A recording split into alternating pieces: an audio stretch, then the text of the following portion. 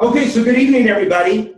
So for those of you who are online, I want to let you know that you are on a speaker inside the room here.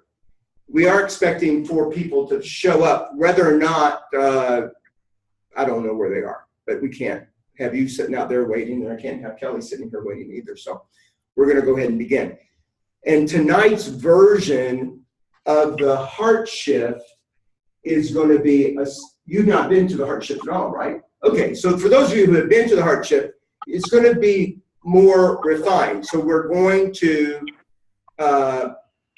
Cliff, is everything okay? Cliff? Shake your head or something because I can't hear you. Cliff?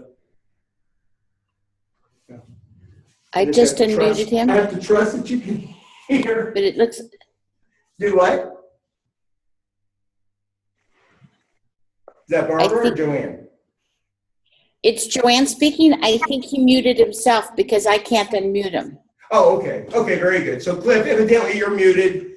If you want to be muted, shake your head and we'll just leave you alone. Yeah, okay, got it. Perfect. Okay, so how we're going to start tonight is we're going to create some distinctions around what I call the heart shift. And the heart shift is a mind shift. It's a shift in how we view not only ourselves, but self in general. So we're going to start off with the distinction me.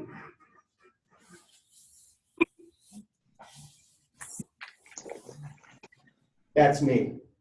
But it's not me like Thomas. It's me like Raphael. It's me like Kelly. It's me like Thomas. It's me like each one of you. And me, in this particular context, looks hollow. But me is not hollow. Me has a lot of density. Density meaning there's a lot going on over here. There's a lot of what's the word I'm looking for? Not reflection, self-inflection. There's constant thinking about me. Am I safe? Am I happy? Do I feel good? Am I okay? Is it hot? Is it cold? How am I? And the more density there is here, the more real I occur for myself. And the more real I occur for myself, the more fear that gets driven up. Why fear? Well, me has one very big interest, and its interest is in becoming us. If I become us, I'm safe from them. This is our whole world. It's me looking for us to protect me from them, and it's us turning in to them. Do you follow the logic? So, me, in this context, we refer to as small self. I wish I would have brought that board in. Look. Small self. And small self has absolutely no interest in you loving yourself. No interest whatsoever. In fact, it doesn't even know what love is in the context of one loving themselves. It is driven to look for love outside. The more I feel like me alone, just me over here, I need something outside of me to make this okay. And if this is okay because of you, that gives me us. And I live my life hanging on to or chasing us. You know, one thing I know about single people, just about every single person I've ever met, especially in the business I am now, wishes they had a mate. They'll say to me, "Oh, you're a relationships coach. Can you help me get a partner? Can you help me find a wife? Can you help me find a husband?" And I immediately say, "Are you sure? Are you sure you want to do that?" And this doesn't make any sense, because what happens when you find them? Now listen, you guys online, you can talk because we have the speaker in the room here. But when you find the one, what happens then? You're still going to chase something because we are driven by wanting. As an individual human being, we have wanting down pat. We want. Once I get what I think I want, the wanting doesn't stop. I become the wanting. Now I want you to be different than you are. You follow? You find what you call your partner, and you think it's perfect, and then you turn into, I want you now to be different. So we're always chasing something. The idea of the heart shift is to eliminate the chase. It's to give us a space where we can practice honoring life unfolding. Life is unfolding millisecond by millisecond by millisecond by millisecond, but the timeline that you and I live on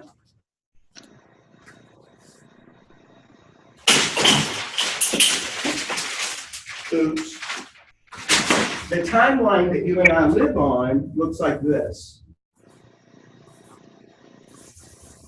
I'm born, at some point I die, and there's all these spaces in between, and we call this our life. And we look at our life in chunks. And when you look at your life in chunks, you have very little power. You want a lot of power? You be with life millisecond by millisecond by millisecond by millisecond by millisecond. Now, what's the difference? Seriously, what would be the difference if I say you look at life in chunks, you have very little power, but you look at life millisecond by millisecond by millisecond, you have a lot of power? Why? Anybody? Because you're in the present moment, utilizing it to the best of your ability. Yeah, so whatever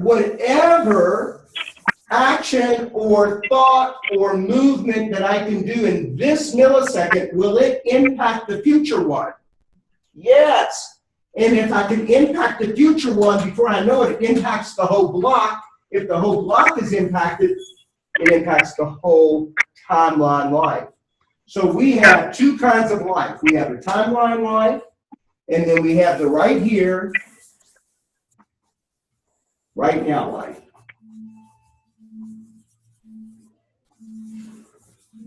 And we say all the power is in the right here, right now life. Oh, it's Amy. I saw somebody wave at me, and I couldn't see who it was from here.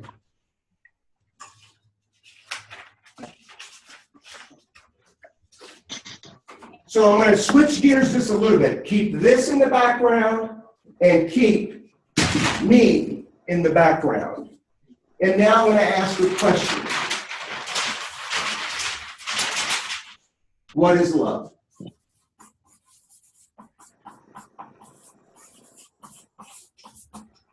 What is love?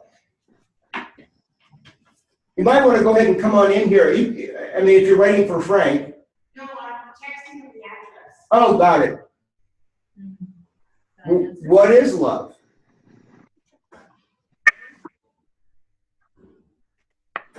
What is it not? I want to say it's the experience of aliveness. Okay, so love is the experience of aliveness. What else? What is love?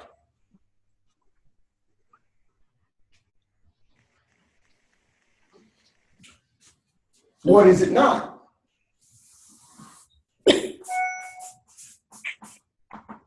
Listen, I've never led to a room where I just had one person in it, so I need some action. Well, I was Some gonna say reaction. something. Some reaction, yeah. Well, the thing is, I think if you're gonna bring up love, you need to talk about unconditional love, where that is. All right. Well, when I say love, everybody online, everybody in the room. I just stepped on somebody. Who was talking? Everybody has their own idea, their own concept of love. And we have a concept culturally. Agreed? So what I'm going to say is what it's not, and then we can distinguish what it is.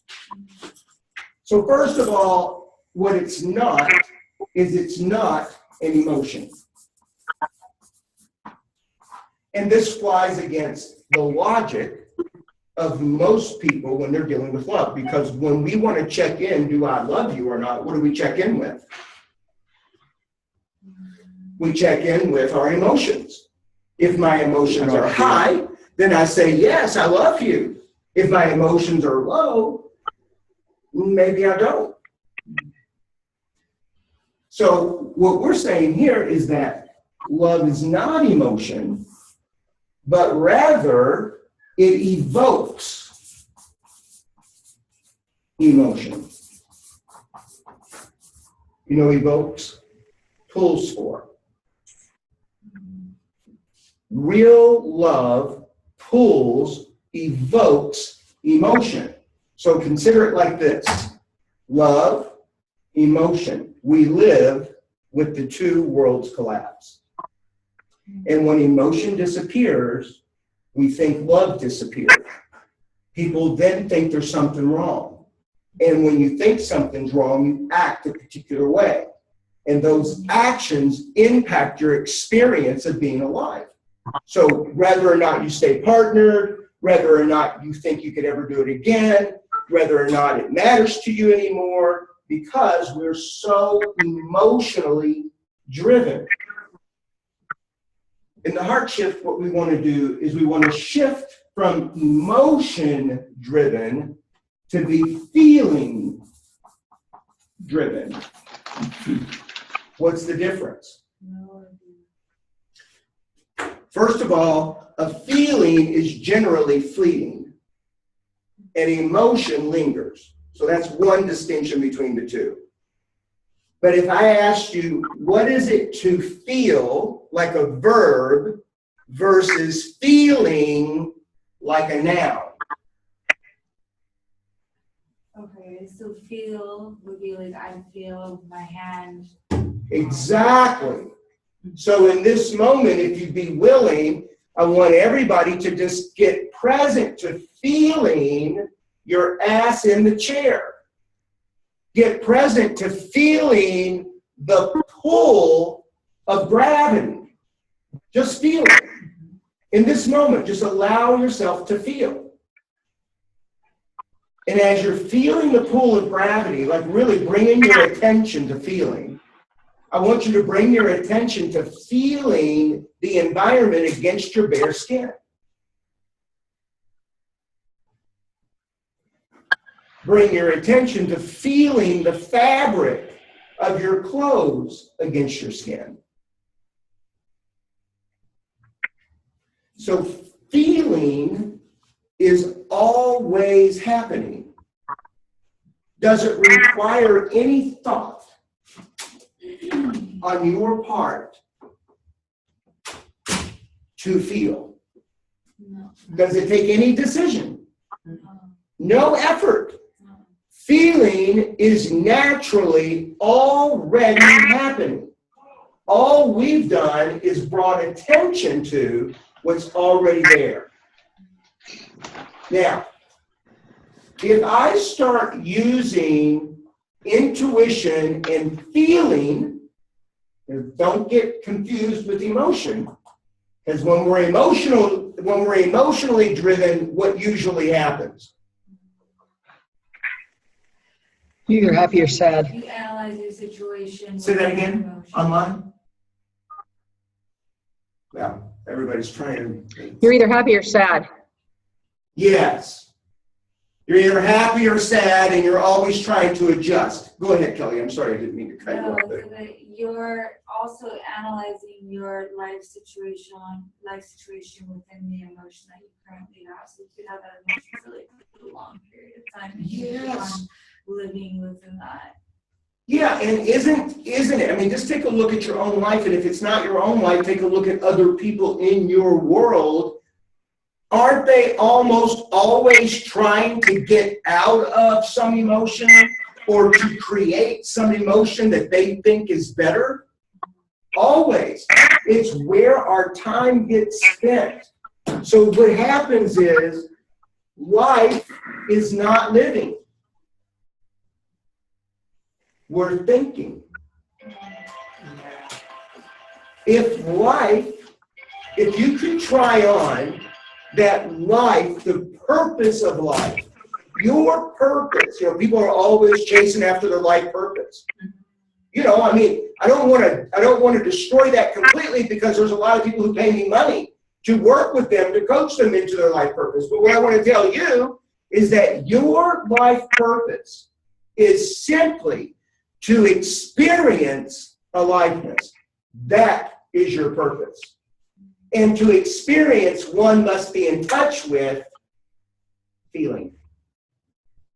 Like just your heart beating is anything that's going on. That's right. If I bring my attention to heart beating, I'm only going to bring my attention to heart beating so I can train myself into what it feels like to swim in this ocean of energy. You and I aren't conscious that we are in an ocean of energy. And the energy that we're in, we can feel and we can distinguish. But we've never been trained, and it's not how we've grown up. Here's what we've done. Someplace early on in life, something happened.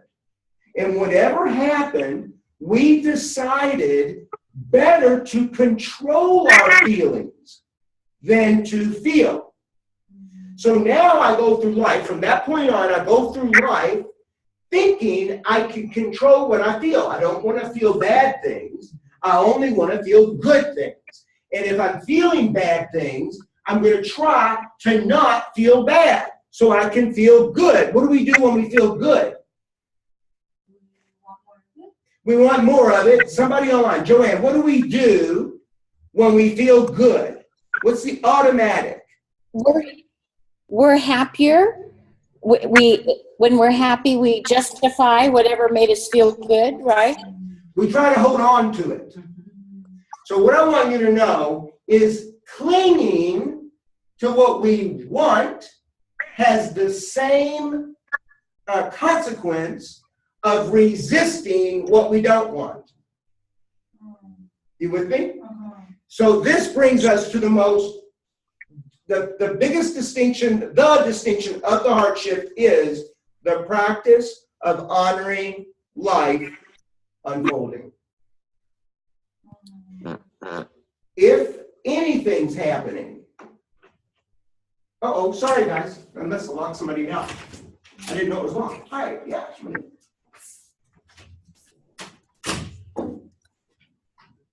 So I kind of lost my place there. So if I'm feeling, if I'm trying to control feeling, then I never actually feel authentically. I'm always in my head trying to adjust what's being felt or not. Practicing honoring life unfolding says, I feel whatever the energy is and I let it go. Who I am authentically is a vessel. So we're going to go back to the me. Yeah, the gingerbread guy.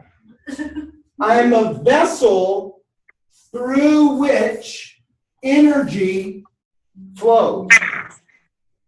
Now, what you all missed is the me conversation, and we're very dense. So energy cannot move through. It cannot. It gets stuck where we are because we're so dense. The density comes from being self-absorbed. I'm worried. I'm afraid. I'm chasing after us. Because the biggest fear of me is being alone. The other fear of me is death, but not death like my physical body death. Humans, if you really talk to people at the level that I've had the opportunity, what you find out is people really and truly aren't afraid of physical death. What they're afraid of is disappearance. What they have the biggest fear of is that who I know myself to be disappears. That is the death that we're afraid of. If we create us, we now have the illusion that we can't disappear. See, because you and I only exist in the environment of other people. Right? It's like so Frank, there are people that are in your environment, people at work, your family, what have you. How those people think about you gives you a particular personality. If you have people around you that really love you and appreciate you and honor you, you become honorable. If you're surrounded by people who beat you down, don't like you, etc., you become unlikable. We exist in the environment that we've created, and it self-perpetuates. And that's where we get stuck, because the self-perpetuation is invisible. It's hidden from our view. It feels like we can't do anything about it. Our experience is, I've always been this way. This is how I am. And that's a lie. And it's the lie that traps us being organisms that are designed to feel who cannot feel. So the story that doesn't die. The story that doesn't die. So if I want to be open to energy moving through me, because what I say is that who we are is a vessel where energy flows. That's who we are. That's what we're designed for. Then can you see that I've got to get rid of the density? See this? Yeah. The density is made up of various types of fear. There's jealousy. There's envy. There's, why am I getting stuck on this? I have like my favorite 6. But there's a list here. And as they come up, I'll put them up. But each one of those are the block to Anger, this life energy. Go ahead, Charlie. anger, Anger. Yeah, very good. What else?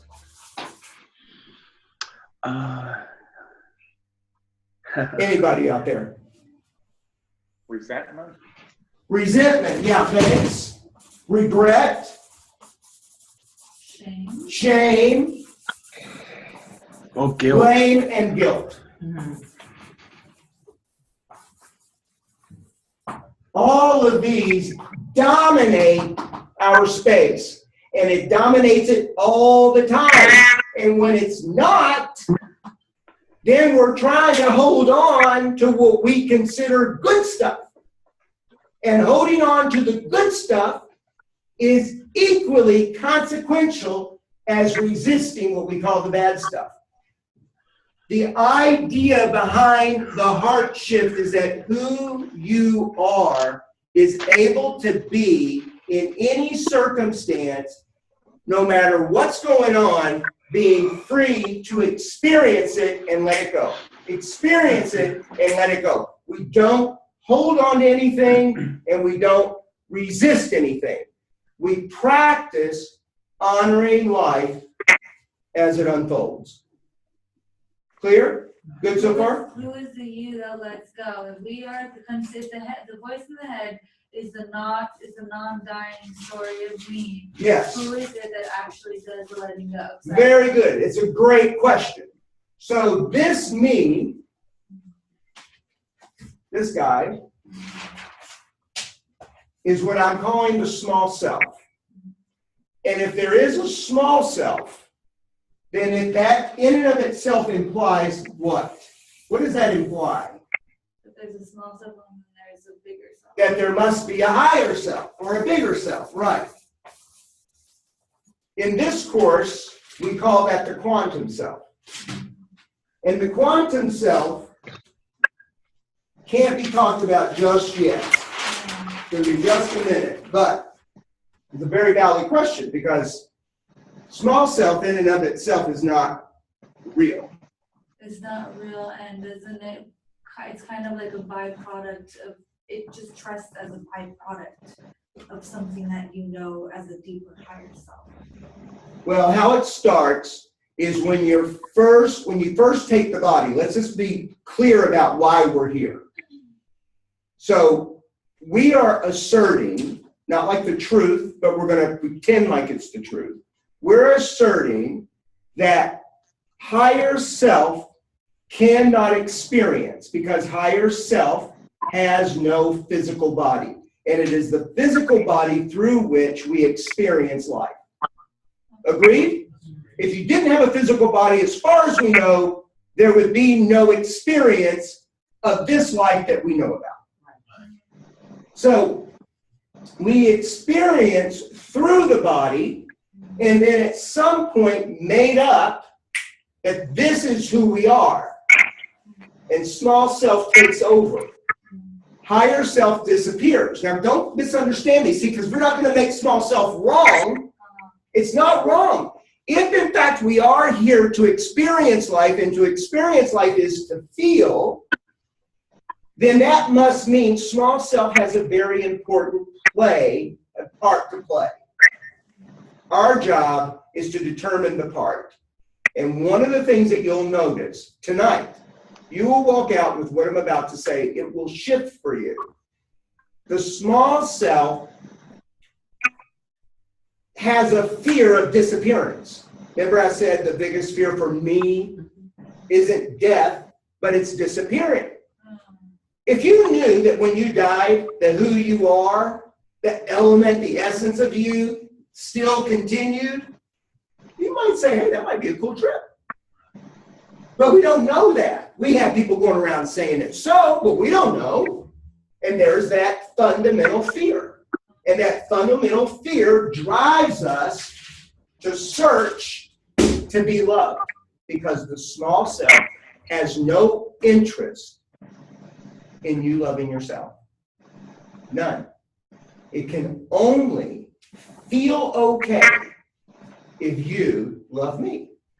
Okay, so this isn't just an intimate relationship, it's like within parental relationships as well. Like, Totally. I need you to agree with who I am as a small self.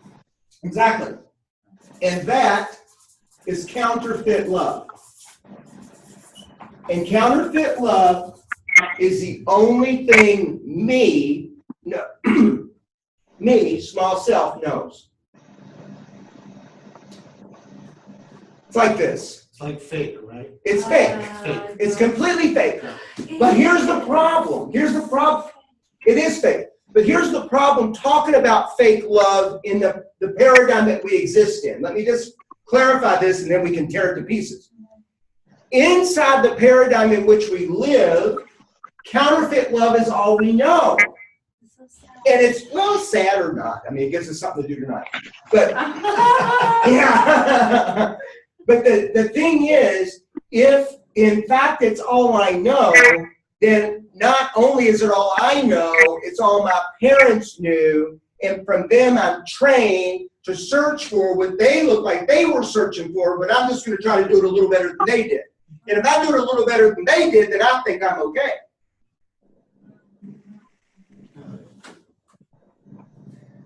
We want to uncover if that's counterfeit, what's the real deal? Aren't you interested in the real deal?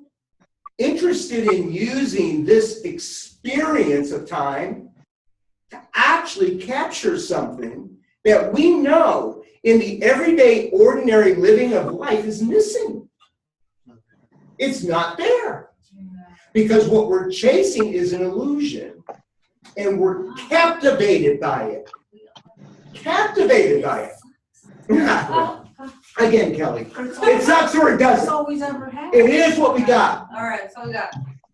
And getting what we got is the gateway to creating something new. Something that might be extraordinary. So, I just want to dig into counterfeit love a teeny tiny bit more.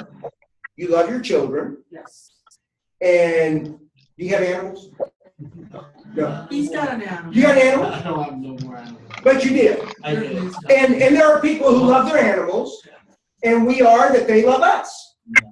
You know, Rafael and I went to Chicago, and we met Camilo, the great grandbaby. Oh, yeah. And, you know, I picked up this baby, and I fell in love with this baby. I mean, this kid really looked at me right in the eyes. Now, what do you think I made that mean?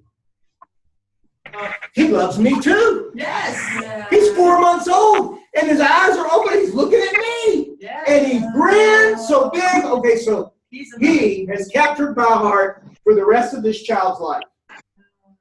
Absolutely. But if that kid belonged to somebody else, I might have passed him by and said, Gucci, Gucci, goo, and forgot about him and never, ever thought another thing. Right? Yeah. And the only reason he loved me is because I gave him a bottle. Oh, God. So it's all biology. It's all biology. Does it mean we have to throw it away? No, but we got to call it what it is.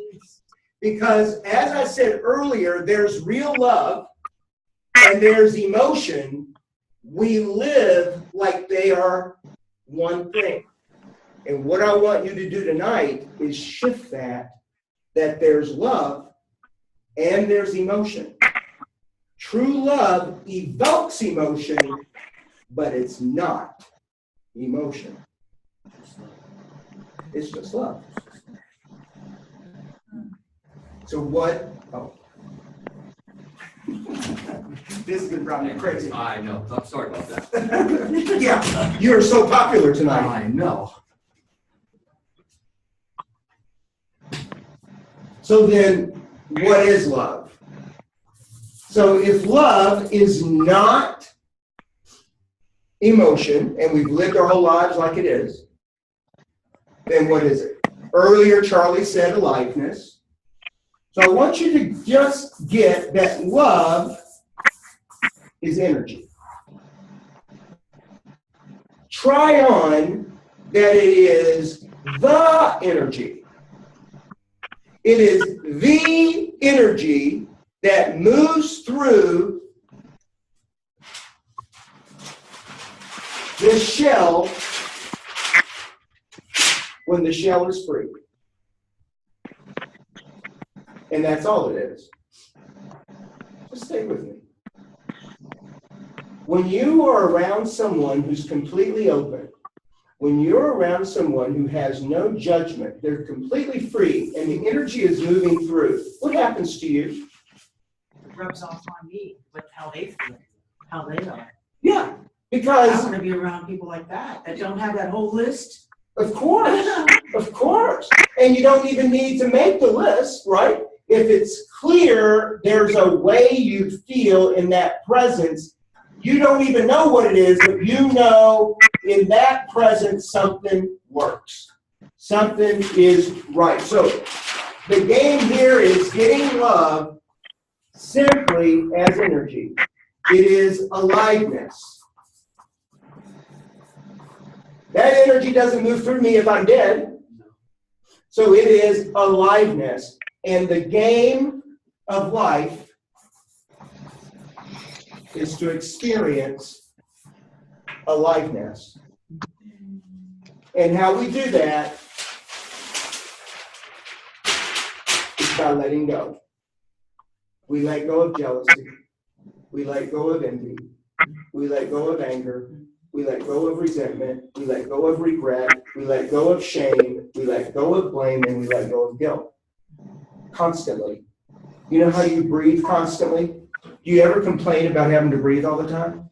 Not at all. Never crosses your mind to complain about that. But when I tell people, let go, let go, let go, let go, they look at me like I'm crazy, like, oh my gosh, that's so much to do. No, it's just like breathing. You let go, you let go, you let go.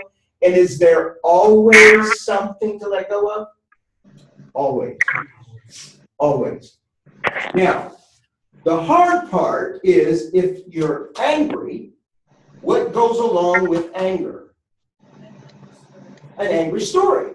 So I continue to entertain the story, which eliminates the possibility of letting go. And it's not easy. So I'm going to give you an easy way.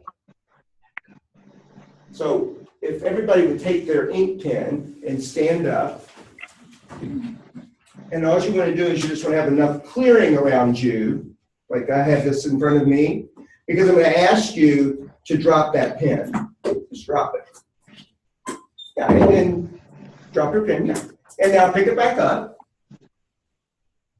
And you guys online, you can do this exercise too. Sorry, I didn't mean to leave you out. Drop the pen again.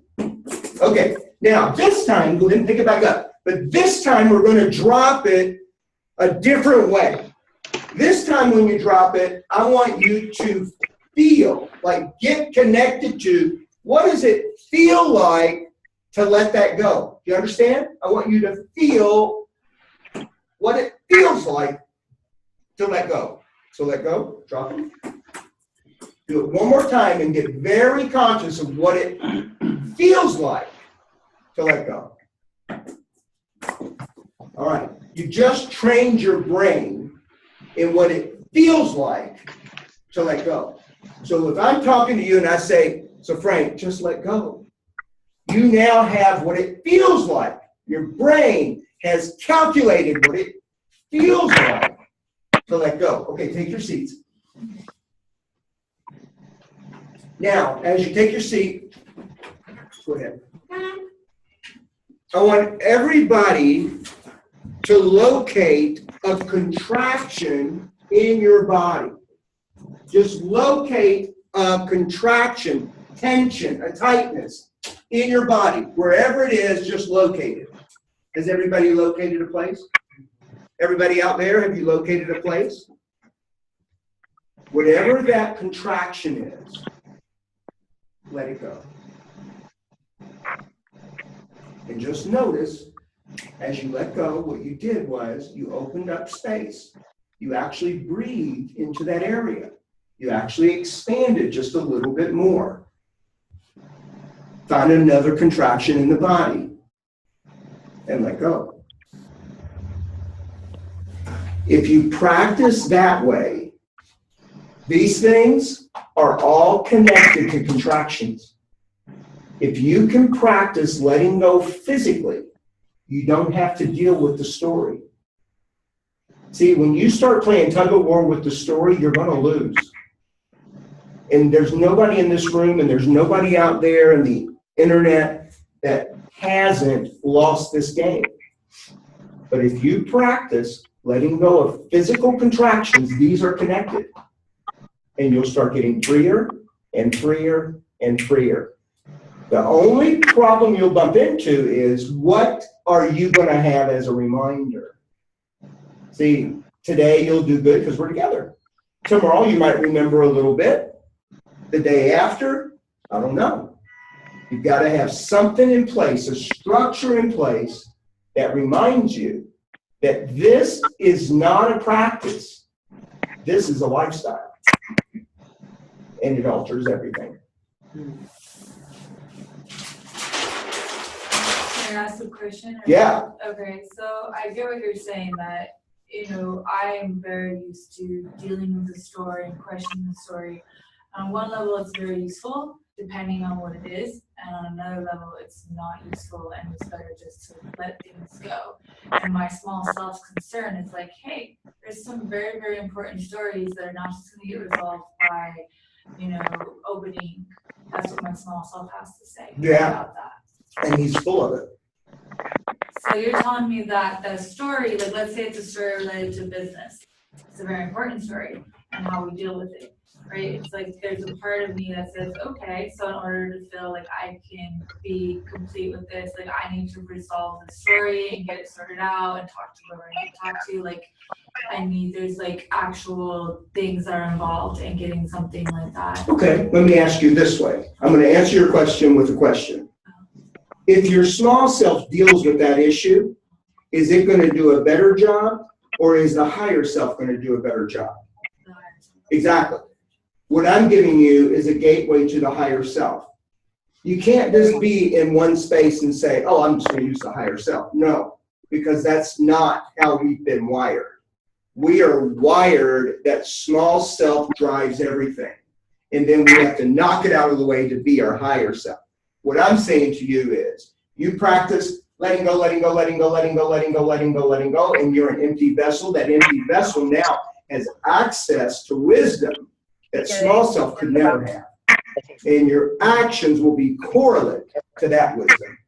Make sense? Kind of like erasing. Like a who? Kind of like erasing. Erasing. Like erasing, yeah. And I think that you have so much more time and energy because you don't have a whole list of stuff. You just have so much area to just go in and do other things better. Exactly. Or do your life better. Because you and I don't live life, we think life. All the And if time. you're practicing letting go, letting go, letting go, you start living life versus thinking life. Yes, okay. Makes sense. So when somebody says, hey, get out of your head, they're just saying, live life. Mhm. Don't think life.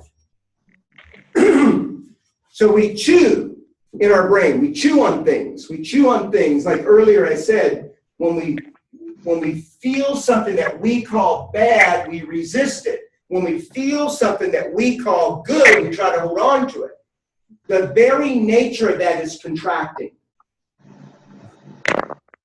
Limiting. Okay, good. So now I want to move us into, am I going to use this last piece? Oh, good, I do have another piece of paper. So think of it this way. You have the gingerbread man, and he's very dense. He's full of all the stuff: anger, resentment, regret, shame, blame, guilt. He's full of all that stuff. And if he's not full of it, he gets reminded of it by the people who love him most. Right?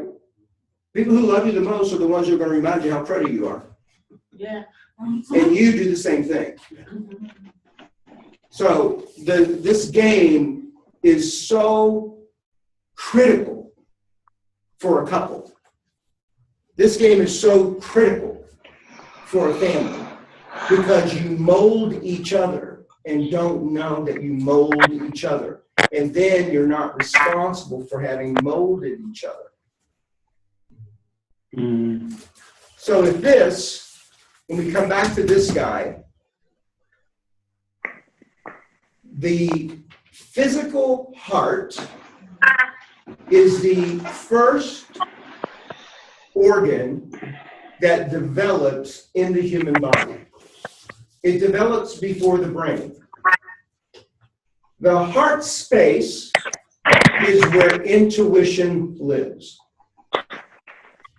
So one of the things that you may not know is that the heart has as many neurons as does the brain.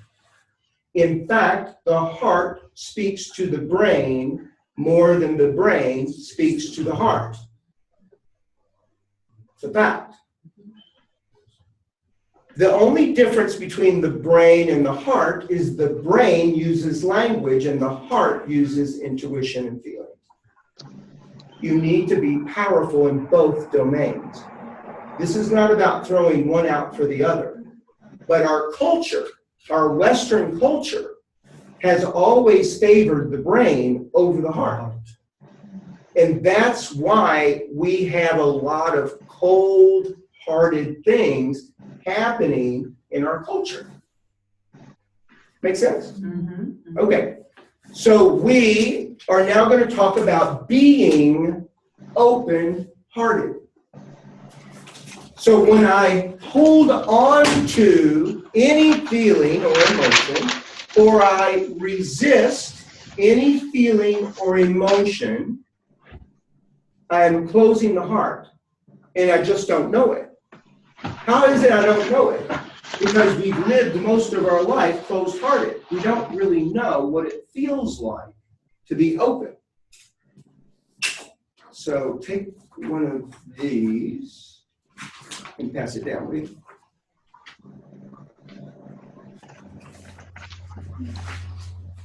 Everybody online, I'm handing out the Open Heart Project document, and I'm going to generate it as soon as everybody has it. So the site that you should be on, at the top of the page, it says the Open Heart Project. The Open Heart Project. Focus on what it feels like when your heart is open. What does it feel like when it's closed? Generally, emotions of happiness, joy, excitement, etc. are connected to an open heart, while sadness, depression, blame, shame, and guilt are connected to the heart closed. Feel it. What does it feel like? Get in touch so that you can be responsible for opening it and living with it open. We've been trained, this is not on the document, but we've been trained that to protect ourselves means to close our heart. And very early on, you had to be protected. And that's why it's easier to shut down than it is to open up. How do you open? Well, you breathe into the heart space. Give up and let go of emotions that lend itself to closing down or shutting down. The Bliss Point exercise, trademark. I'm going to lead everybody through the Bliss Point later, and then you'll know what it is, and it's going to be a practice I'm going to ask you to take on for the rest of your life. But every time you do the Bliss Point, it leaves you open-hearted. No need to analyze. Analyzing, that is chewing on thoughts, lends itself to closing the heart. The root of most of your mind in the matter is shame. Some form of shame. And if you drill it down, it comes straight down to fear. Let go. Just practice letting go. If you let go a little, you get a little peace. If you let go a lot, you get a lot of peace. Eckhart Tolle believes we create and maintain problems because they give us a sense of identity. Perhaps this explains why we often hold on to our pain far beyond its ability to serve us. We replay past mistakes over and over again, allowing feelings of shame and regret to shape our thoughts and shape our actions. We cling to frustration and worry about the future as if the act of fixation somehow gives us power. We hold stress in our minds and our bodies, potentially creating serious health issues, and we accept that state of tension as normal. There will never be a time when life is simple. There will always be time to practice accepting that. Every moment is a chance to let go and feel peaceful. Let go of frustration with yourself and with life. Let go of anger and bitterness. Let go of past relationships. Let go of stress. Letting go of our self-concept, like our identity, our ego, our false self. The objective of letting go is the elimination of limiting mental and emotional programs. It is the attainment of an unconditioned mind and, ultimately, transcendence of the mind itself to higher states of consciousness of love and peace, pure awareness. Now, one thing about the Open Heart Project is it's very clear, the language. My promise to you is if you read this document to yourself one time every day, every time you read it or hear it, it's also, I've got it on audio also. Every time you read it or hear it, something new pops and gives you a little more freedom and a little more freedom and a little more freedom. It is copywritten, so I don't want you to share it with anybody, but it is for you. Okay? Very good. Any questions, thoughts, anything that came up for you out of distinguishing the Open Heart Project? Yeah, like you were saying, talking about this small self and how like it's really scared and because it has certain ways that it gets love, right? Yeah. And so I feel like I have a story that is holding my small self together, where I just failed my graduate oral exam, and I feel like my small self died for about 2 weeks, and it's trying to stay alive with, okay, I will take the oral exam again, and then there's another part of me that is like, just let it go and die already. I can't, I don't know. Does that make sense? Like I'm just cut, I'm still in a weird way, like figuring out what the heck does this piece of paper called getting the master's degree really mean to me, or does it just mean it to my small self? Like sometimes I don't know where I am in that regard of what is me, what do I really care about? Okay, so that's a different level. Well, that's what there is to let go of. This entanglement into, I don't really know who I am. Am I being the small self? Am I being the higher self? Let that go and just be. Try that. Another thing to let go of is whatever you make failure mean. So you failed the oral exam. What did you make that mean? A whole lot of stuff about me and how I'm incompetent. Very good. Are you incompetent? I was at that time, but now I feel like I'm different. So you could say, and you tell me if this is true or not, you could say, sometimes I'm incompetent. Sometimes, yeah. But I'm not incompetent. But sometimes I am. Does that make you incompetent? No. No, it just says sometimes I'm incompetent. And if I can be authentically that sometimes I'm incompetent, then I now know I can work on whatever the weakness is so I can be more competent more often. You've pigeonholed yourself. You've stuck yourself with something that's a lie. It's just not true. You flunked the oral exam. But look what you did, Kelly, to ever get the opportunity to do that oral exam. I didn't get that opportunity. Did you get that opportunity? Did you? Did anybody out there get the opportunity that Kelly had, that she could do this freaking oral exam and even have the opportunity to flunk it? Nobody. Nobody that we know. And we're all pretty great people. Yeah. So there you are. And of course, I put the Kleenex all the way over there. Sorry. Yeah, exactly. So, there's always going to be a tug of war because small self must have pity. Small self must have something to work on. That's how it perpetuates. The very idea that we're having this conversation is a threat to that aspect of who you are. It is a threat to that. And when it's threatened, it does stuff. Feelings come up. And all you need to do is just let them go. Sometimes I feel a little anxious or repressed or oppressed. I mean, I think everybody goes through different spaces. The only difference between me and somebody else who might go through those spaces is I'm a constant reminder that this will pass. And why will it pass? Because I'm designed to feel everything. Just because I think I don't want to doesn't change the design. I'm designed to feel. My job is to feel. And that's life.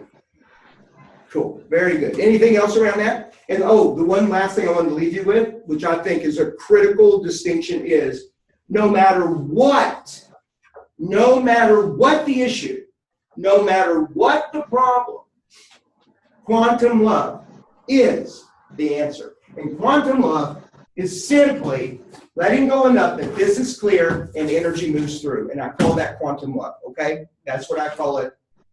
You can call it whatever you want, as long as we're talking about the same thing. It's a great achievement. But that is the answer. You know, like you were saying earlier, it's like, well, you know, small stuff is arguing for, blah, blah, blah. And then I would just say, quantum love is always the answer. No matter what small self says, it's always the answer. Yeah, very good. Great, great, great.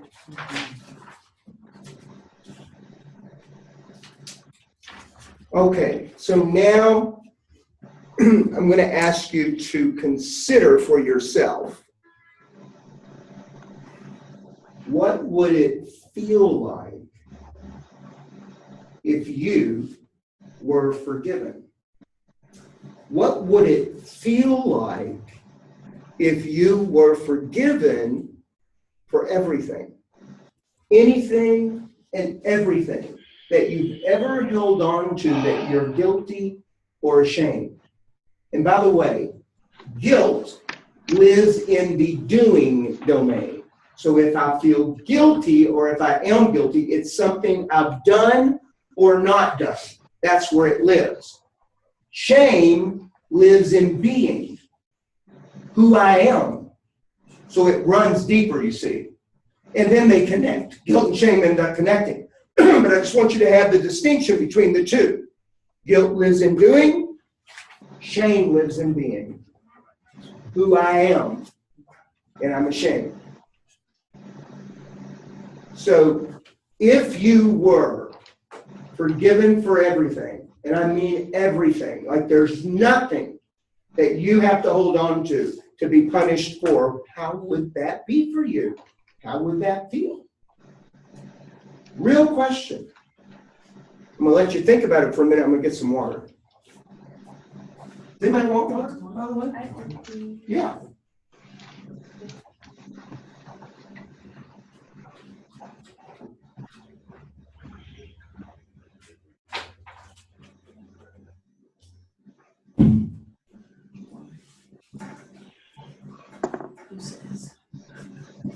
You're welcome. Okay, what would it feel like? What would it be like for you? And anybody out there, what would it be like if you were forgiven for everything? There was nothing to hold on to. For me, I think, it would be nice to be forgiven for everything, but I don't think I can accept that. Very good. So I imagine everybody heard that. So Frank, that's awesome. Excellent. I don't think I can. Somebody else, what would it feel like? What would it be like if you were forgiven for everything? Like there's just nothing to hold on to. It'd be freeing. It'd be freeing. Yes, very good. Be like winning the lotto. Yeah, very good. Excellent. Charlie, Yeah, Charlie. of course, I've been practicing this for a little bit, but what I'm experiencing right now is like an emptiness and a really good feeling about it. Yeah.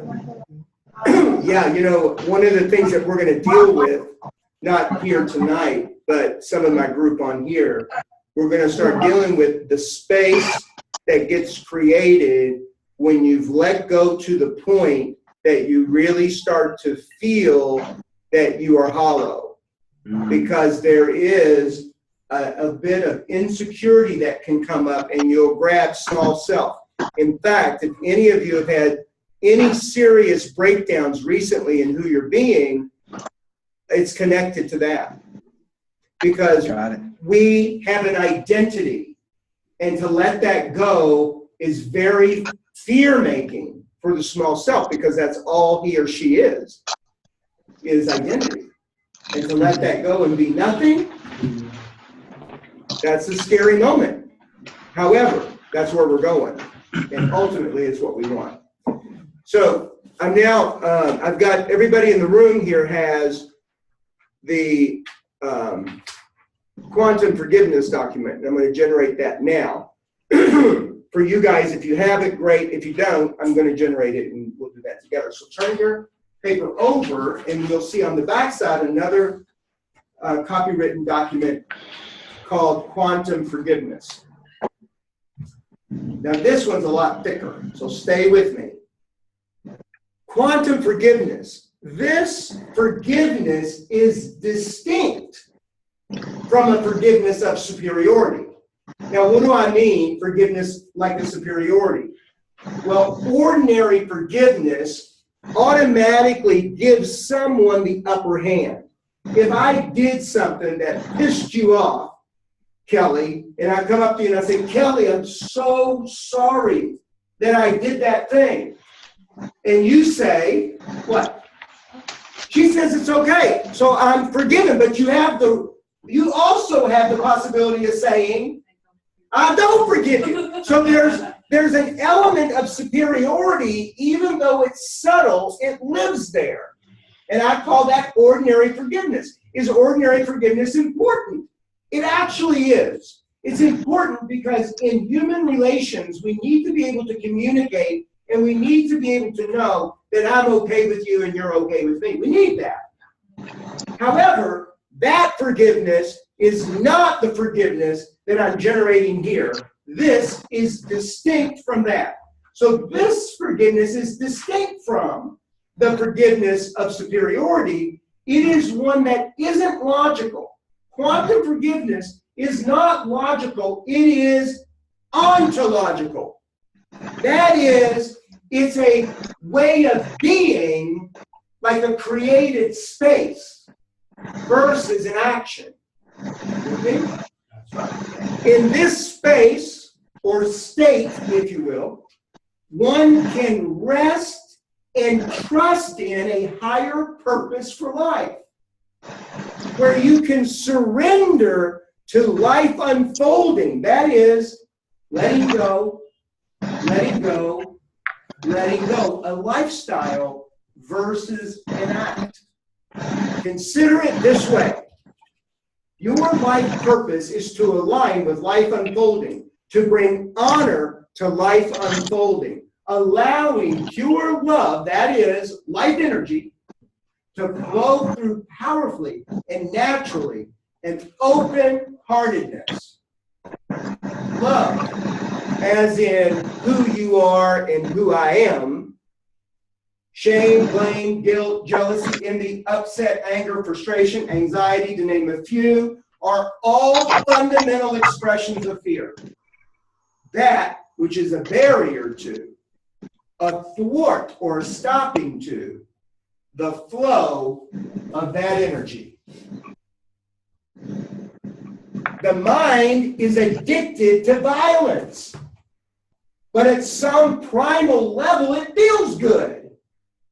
These expressions of fear, that is, blame, shame, guilt, jealousy, envy, upset, anger, frustration, anxiety, to name a few, are a kind of violence to the spirit. And there is a fundamental addiction to them that one must acknowledge and own. We create an illusion by trying to resist them rather than simply letting them go.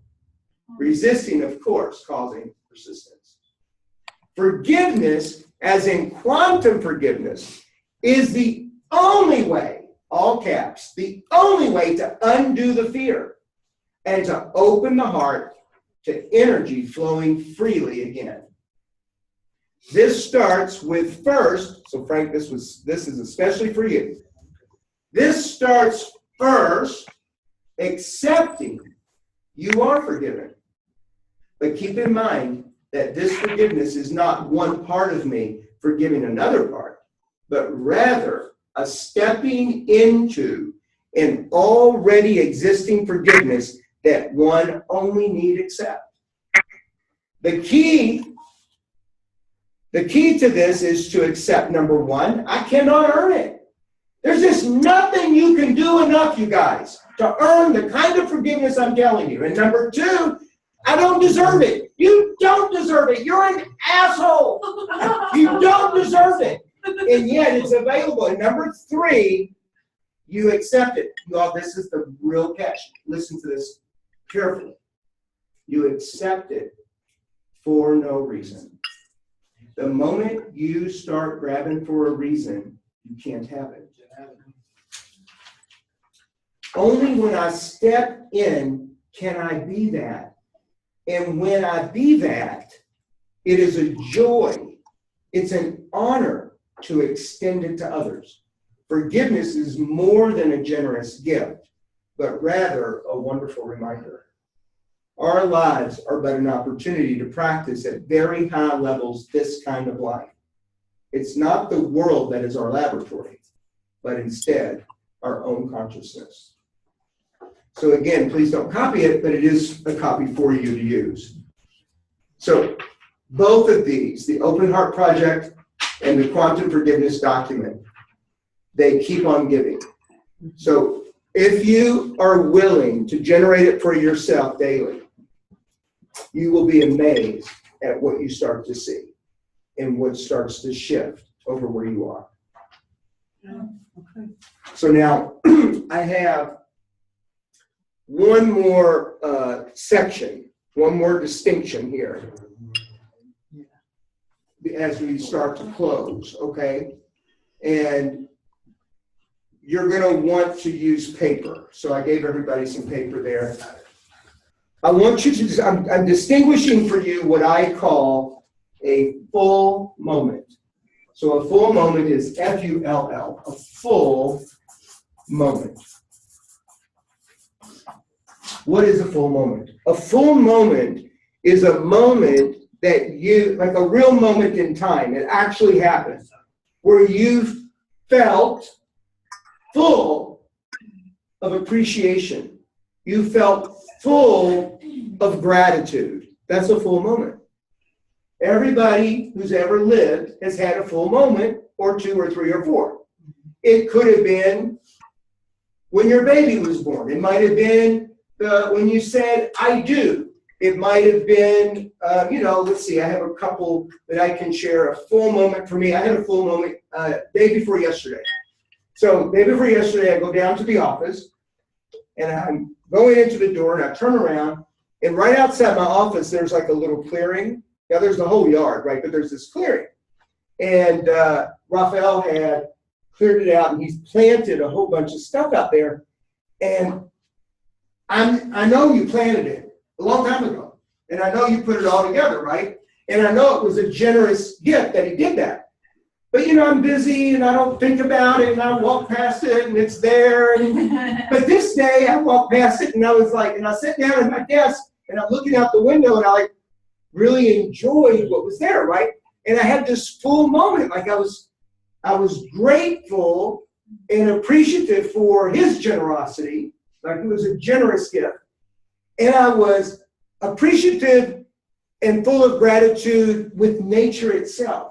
Like it was wonderful to be able to write and generate stuff with that being right there. So that was a full moment, right? So that's one. Another full moment that I had was when I was much younger and I was graduating from high school, and I remember it wasn't a big deal to me. I mean, I was glad that I was graduating because I was getting out of school. But as I walked up to get my diploma and I looked out and I saw my mom and my dad and my grandmother and my aunts and my uncles and my little brothers, they were all there. And I remember welling up, like it was like, oh my gosh, this is important. They are all here, So I was very moved, and that was a full moment. Are y'all following me? Yes. What a full moment is? So I want you to take a couple of seconds or minutes here and consider a full moment for you, and write it down. You don't have to write the whole story. Just write down whatever you need to have it jog your mind, okay?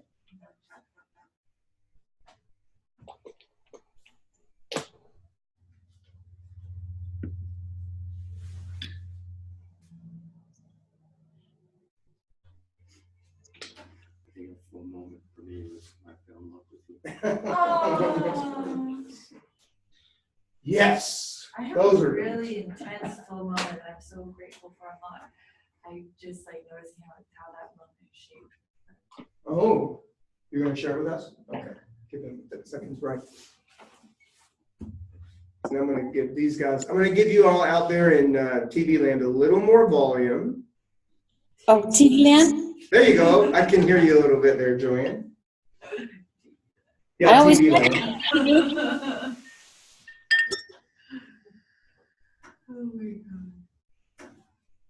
I love your gingerbread man. Yeah. I like him because he's big and spacious where I can fill in. So on July 20th, That's my birthday. oh, on your birthday, I'll be doing the Hard Shift in Sacramento. And so if you know anybody in Sacramento, at this moment, I think we're going to be at the Doubletree. The location to be determined, but we have a decent following. Sacramento. Okay, Okay. so who'd like to share? A full moment. Go ahead, Amy. Oh, I remember when both my sons graduated 8th grade, and you were there Yeah, on both of them, yeah. and how And Uncle I Raphael was was there. the one who welled up because it was like I was literally looking at myself doing something. You know, that was the beginning for me. That 8th grade to me was one of many to come. Yeah. So I guess I'm living vicariously through them That's fine. in a way. Oh, it's fine. If that was a full moment. That was it. And telling them, well, I told each one the same thing. Like I had that line already of letting them know that you are my greatest achievement. And that was it. Very nice. And maybe one day, 15 years from now, that might be a full moment for them. Like now they wouldn't express it, but then they would. Okay, somebody else? Yeah. I'll share mine. Okay. So mine was my mom died, and I was there with my best friend Norma, and Norma said, "Do you notice that her essence is still there, like even though like her body's gone?" And like we were like 100% present in that moment, and it was so sweet. I can't even describe what it was. It wasn't happiness. It wasn't sadness. It was like some type of. It was a full It moment. was isness. Yeah. Yeah. Very good. Great. You want to share yours, Frank? Mine was about a month ago and a half now. Yeah. That was the day I stopped drinking. Oh, wow. And it was funny because I got a new job at Stonestown, and it was my first morning there, and I was having a cup of coffee. So I sent Amelia a picture of me drinking coffee. And I was like, here at work, having a cup of coffee. And Amelia replied, "Oh, wow, your face looks so good. It's really clearing up." Oh, right on. So I just felt like that was cool. That was like a great moment for me because I was like proud of myself, but Yes. happy that she was happy that I was achieving that. Yeah. So that was my moment where I just went off and had a fabulous day. Yeah, really You know good. what I mean? So I Excellent. just kept going. That and the day my cousin graduated from the Army was great too. Right on. The day I went into the Army, and we've still been there for 13 years. Wow. Those are two good moments in my life. Perfect. But this one is pretty special right now. Yeah. It's nice when you have some that are current. Now the old ones are good. And you're having Definitely. a blog. It's really nice Your when it's mind current. clean. Yeah. Anybody out there want to share a full moment? Joanne? Yeah, Joanne. So I've had eye issues, as you know, Yeah. and they got so severe, like I couldn't drive at night or even when it was dark and rainy during the day. And I went through 2 cataract surgeries, and I've taken some eye drops and done some other things. And today the doctor said, like, everything's working. I can see better than I've been able to see for quite a while. Oh, And the good. nerve is good, and the retina's good, and the density of the cornea is good. It's like, it was a full moment. Like, what I did was make a difference. That's great, Joanne. Thanks. Anybody else out there? Charlie. Yeah, Charlie. This was years ago, but a friend of mine asked me to be the best man at his wedding. And of course, at the end, I gave a toast, and everyone was receptive. But after a while, someone came up to me and they said, "That was one of the best toasts I've ever heard anyone give." And I just felt like I was contribution and it That's just felt awesome, great. Charlie. Very, very good. Do you have one you want to share? I mean, other than being like me, I appreciate it. Oh,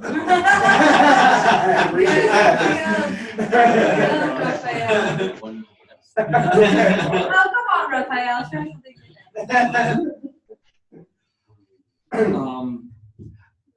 One that comes to mind is at my mother's wake. Yeah. And she looked so beautiful. And it was just very emotional for me. Yeah. And I remember I went over to the funeral directors. They were outside sitting at a table. There were several.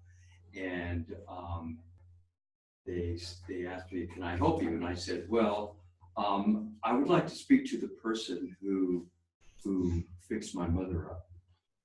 And they looked at me like in a negative way. Like there might be a problem. Like there might be a problem. And I caught that.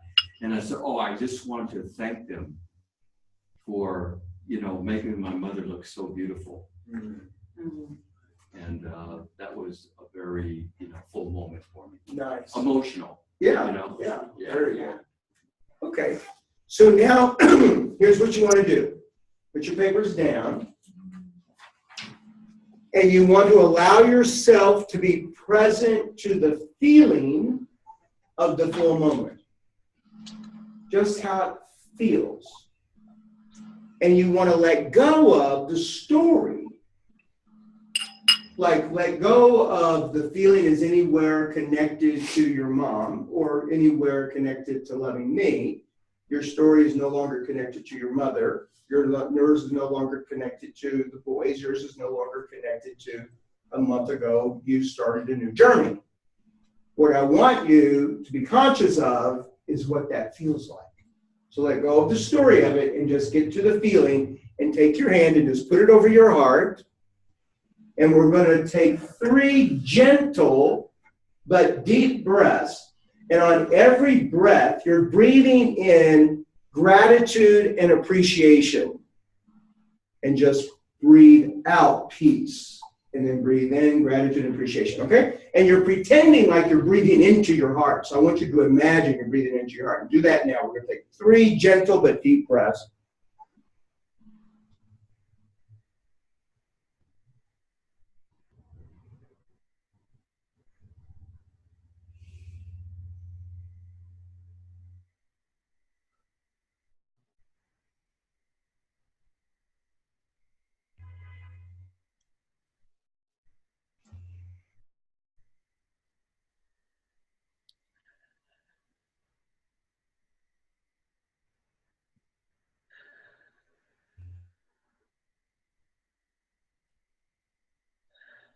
Very good.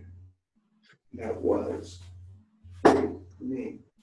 And then if you don't mind, we're going to do a demonstration. So that, what we just did is called the bliss point exercise.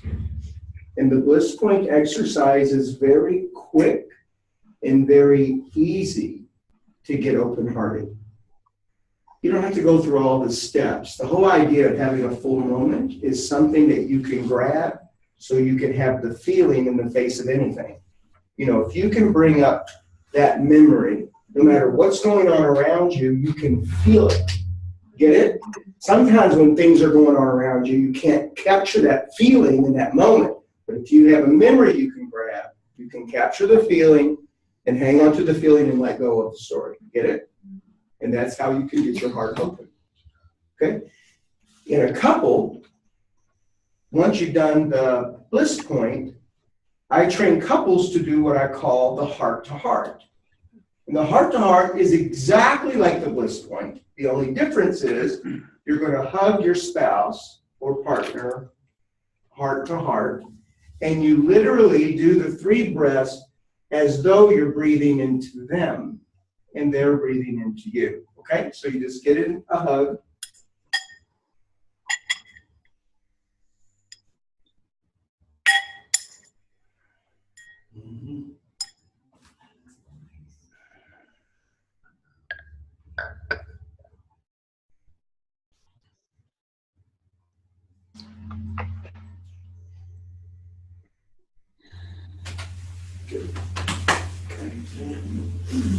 We call it "Give Me Some Heart," but Yeah. so the heart to heart is sensational for couples because there's no way you can be fully heart to heart and holding on to him.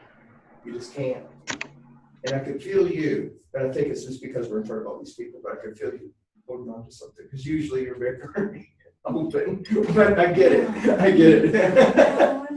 No wonder I'm addicted to tango because you do that. If you're with someone who knows how to let go, then you just dance beautifully. And the first time, the way you tell us through the embrace, if they're able to.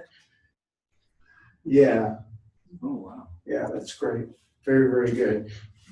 So what I want to leave you with is the distinction, bliss point, quantum forgiveness, and being open-hearted. You have a document for two of them, and you have your full moment note for the third one. Now, as long as I have an email address for each of you, would you have them, both of them, fill one of these out? You have the, okay, yeah, have them fill it out. Hi, Sandy. I'm so sorry. I just got I just got Oh, so sorry. And you, oh my goodness, you're racing around. I worked 2 blocks away and walked there faster than driving. Oh, I'm sorry. honey. Okay, we're finishing up. Oh, well, I'll pay my That's $20 okay. to hear the No. grand finale. No. You're good. You're good.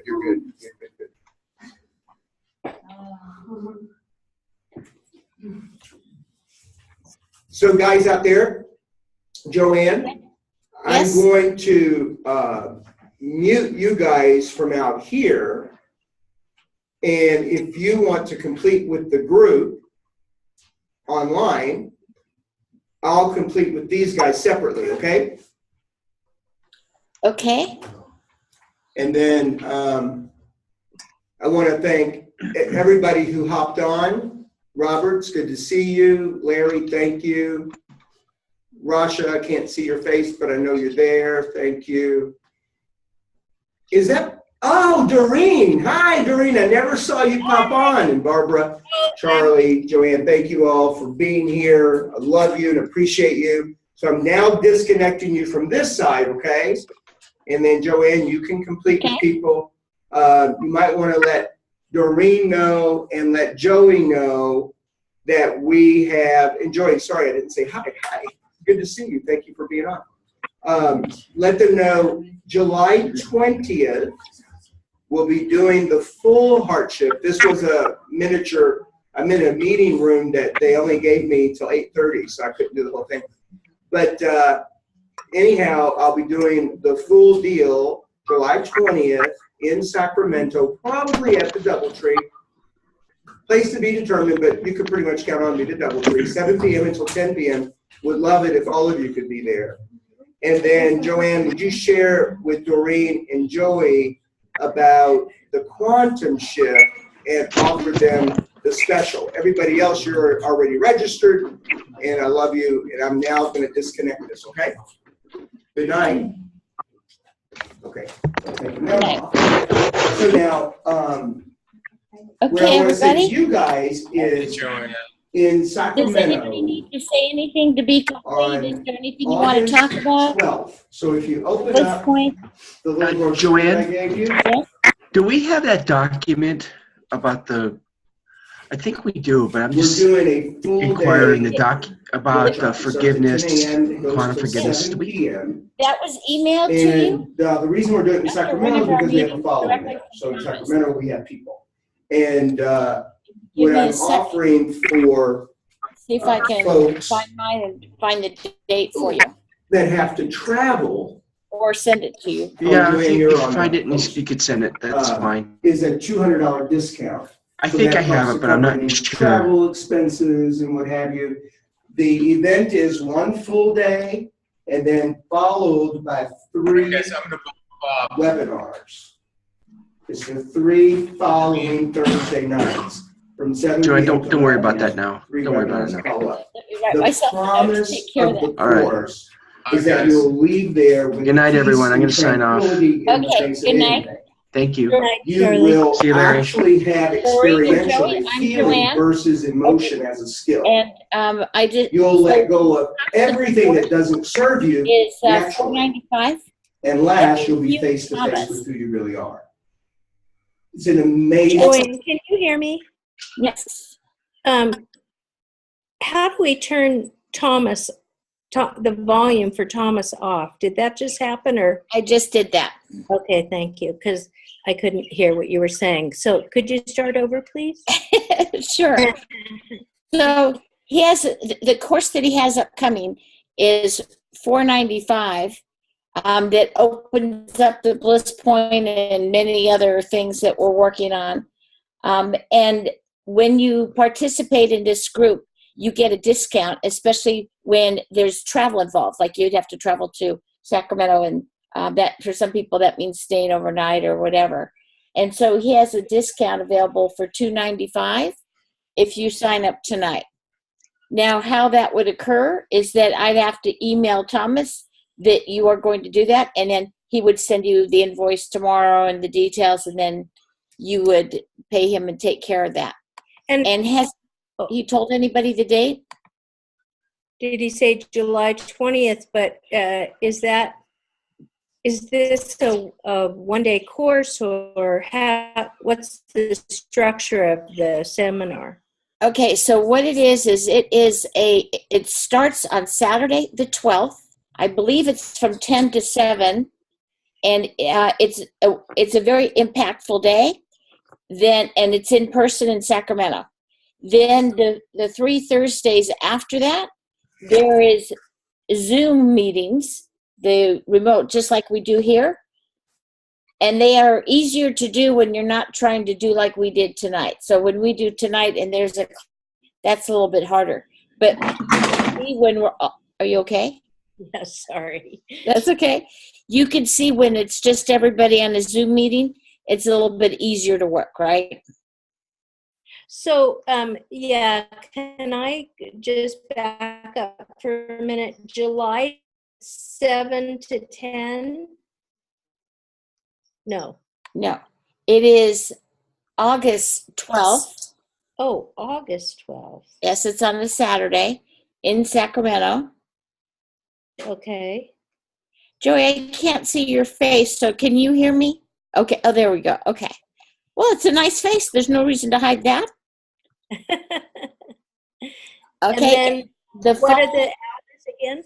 The 3 online meetings are the Thursdays, the 17th, the 24th, and the 31st, and they're from 7 to 10.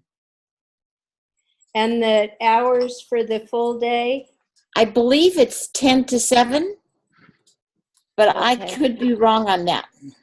It's 10 to 6, it looks like. I would say 7 just to be on the safe side, but he would give you the details on that. Okay. There's actually a design team that works with Thomas, and we're still putting the course together. We have the bulk of it, right? But how we can make the course better for you is that we're actually like going through it now. And then when we deal with whatever we have to deal with when something comes up, like for example, for me, letting go, it is really easy when I'm annoyed at somebody or I don't like something or I have an emotion that I decide is negative. To breathe and like let go is very easy. But when I'm experiencing an emotion that I like or a feeling that I like, I don't want to let go. Mm. But if you don't let go, then you've got stuff in there and you aren't free to experience the next moment, right? It doesn't mean that, let's say I've got the cutest puppy on the planet and we cuddle every day for some point in the day. And when we cuddle, I can just really appreciate her moment by moment by moment, right? Yeah. Instead of being like I carried the moment. What I noticed too for me is that when I can be with somebody moment by moment by moment, they have more space to be. Yeah. I'm not exactly sure how that works. Like, my sister lives in Kentucky. I live in the state of Washington. And she visited last week. And she was a real pain in the ass trying to figure out her itinerary. And she wanted to make a trip to Seattle in the middle, and she missed a flight. It was like a zoo. And then finally we just said, like, we're not going to be able to see you. There's just too many things going on. I could see you, but my daughter, who's got a job that involves conference calls and a lot of stuff all day, she can't just tell people, oh, I won't be there today. They're counting on certain things, right? Yeah. So we were finally having to say, like, we can't work like this. And then, so I had a conversation with her, like, oh, do you have any idea what it's like on our side when you visit? And she goes, what do you mean? And I said, well, when you don't give us enough notice to plan or to make sure we're available, then that's sad for us, because we want to see you when you're here. You know, and there's other people she visits that she knows here too, and there's stuff that she likes to do when she's here. But if she says she's got Monday for us, we want to be available on Monday to see her. And she goes, well, I gave you Tuesday's notice. I said, 2 days is not enough. With my daughter, she needs really at least 30 days to block out time so that somebody doesn't book her for a conference call or book her for a session with a client. She's an architect with computers. So she might be booked on Monday to do a launch. Well, if she's launching within a company for a program, she's got to be available all day. She doesn't get to go with us hiking somewhere, right? Mm-hmm. So when I was able to be with her moment by moment, and I was really working on being open-hearted, because it's really easy when we get in that mode to be resentful and kind of pissy, you know what I mean? Yeah. But I wasn't going to do that. I was more committed to our relationship than I was to getting to be right in the moment. But I still had feelings about, you know, we ended up seeing her on Monday, and as of 10 o'clock in the morning, we still didn't know when we would see her. It's like, you know, it's today. You want me to pick you up somewhere, I need to know in advance so I can get there and where I'm picking you up, because I know that your flight leaves at 6:45. We got to get you to the plane on that part. I know. And she's like, oh, okay. So she's coming back in December, and she already gave me the dates, and she goes, let's start planning now. And so I felt heard, and I think she felt safe to admit, oh, I can see your point. Does that make sense? Sure. Yeah. So, but as we go through these things in the design course or the design team, we actually have breakdowns. We have different points of view. What I find so funny about our humanity is that I could say something and you each could interpret it differently. And yet, I think I'm very masterful at communication. So that cracks me up. You know? I don't know. I just think when I get off it and I am in the moment and I can let go, I find that we're just so darn funny. You know, we make things significant that don't have to be significant. We make people wrong. We get to be right. I can be a right fighter. Because I would like to, I'm a single mom, and I raised these two fabulous kids that are now young women. And I am a little disappointed at the planet and the society that they're inheriting. I was hoping to have it be a little bit better as they became young women, right? Yeah. Yeah. So I can be a right fighter, like, this shouldn't happen. I'm probably the only person you know that has my representative, my senator, I call the White House, and I give my opinion when they do stuff. Because the call center where you can call, give your opinion, and they keep track. 60% of the people were for this or against this. And I go, it'll be a long day before you do stuff and you don't have my opinion involved. So, Joanne, I got to get going, but okay. Do you want to take advantage of this, or what should I tell Thomas? Well, I just looked at my calendar, and my husband had put in that we have friends coming up that day. So what I'm going to do is check with Michael and see if that's confirmed. Okay, And if it is, then that date won't work for me. okay. But if not, I might be interested. I'd like to learn more about the course because I'm not. Does he have like a syllabus or anything? Well, I think the July 20th. I thought you is- said August 12th. Okay, so the course is August 12th, but on July 20th, he's having just like he did tonight, like a mini thing that he'll be able to give you more information, because this spot we were limited on most of the people that were coming came late, and then they have a deadline when they have to be out of the room. Okay, yeah, I got that. So I can ask him to send you the information, the July 20th event, Okay. okay? And then that, Let me. What is that a certain day of the? I mean, is that during the week? it's a Thursday evening, like tonight. Okay. It's so hard to believe it's Thursday because all day I've been thinking it's Friday. Yeah, so I have that date open. I am 3 hours from Sacramento, so Where are you? I live in Arnold. You're in a beautiful part of the country. It's so beautiful here. But I Really. think I beat you. I'm in the Pacific Northwest. Oh, I don't know, maybe. I'll tell you, it is exquisite here with the amount of nature, because with all the rain, everything can be green and healthy, Yeah, it's beautiful here too. I agree. You are, the West Coast really has a lot of beauty and excitement about it, doesn't it? Yeah. Do you know where Arnold is? I do. I actually have friends that live there. Oh my gosh. Okay. Yes. Yeah. Good. I actually, it's one of my things because I only moved to Vancouver 3.5 years ago. And I feel like such a baby because in California, you can say almost any town. And if I haven't been there, I at least know where it is. Yeah. But here they can tell me a town. In fact, so in Vancouver, I'm just over the bridge from Portland. But they have like little mini communities. So they'll say like I'm in Burnt Ridge Creek or something like that is my community. And then they have another one that's, let's say, Riverwalk, okay? So I met the man and I said, I'm from Vancouver. He goes, oh, I'm from Riverwalk. And I said, oh, is that in Oregon? And he cracked up because, oh, you're obviously a transplant. Because it's the little community next to mine up here in Vancouver. Oh, that's funny. I know. But I'm still learning, taking road trips and figuring things out. So I will have him send you more information on the course and information on the 20th.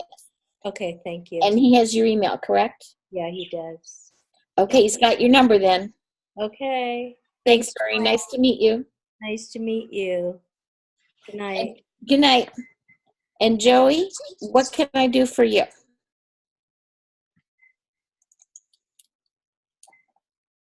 Are you there, Joey? Can you hear me? Now I can hear you. Okay.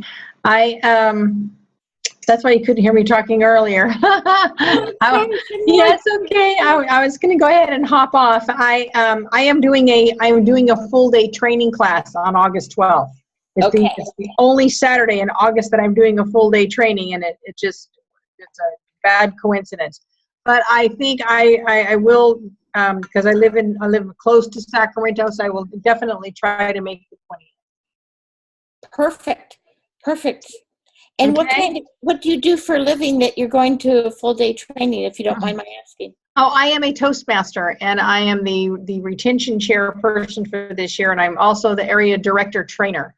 So I will be training area directors for District 39 in Northern California and Nevada all day on the 12th. How exciting is that? That's exciting. I have referred so many people both to Dale Carnegie and Toastmaster. And a lot of people that finished Dale Carnegie, at least the one in San Jose, used to refer people to Toastmaster because it's an ongoing, right? Correct. It's ongoing. It's much less expensive. It's about $100 a year to be in Toastmasters versus, thousands of dollars for one Dale Carnegie course. So it's really a wonderful opportunity for people. Well, and you also encourage, I've never done Toastmasters, but I've done a lot of research about it. So what I know is that what I think I know, is that as they go through, they have to do different types of speeches so that the training, they won't just keep talking about airplanes. They might have to do a how-to or an introduction, right? That's right. Or how to do a roast, how to deal with conflict management. There are a lot of leadership courses in Toastmasters the past few years that are just fabulous. So it's really an opportunity for people to hone not only their speaking and confidence skills, but also their leadership skills. So I'm tasked with training the incoming area directors this year. There are 42 of them. Wow. So that's what I'm going to be doing on Saturday the 12th.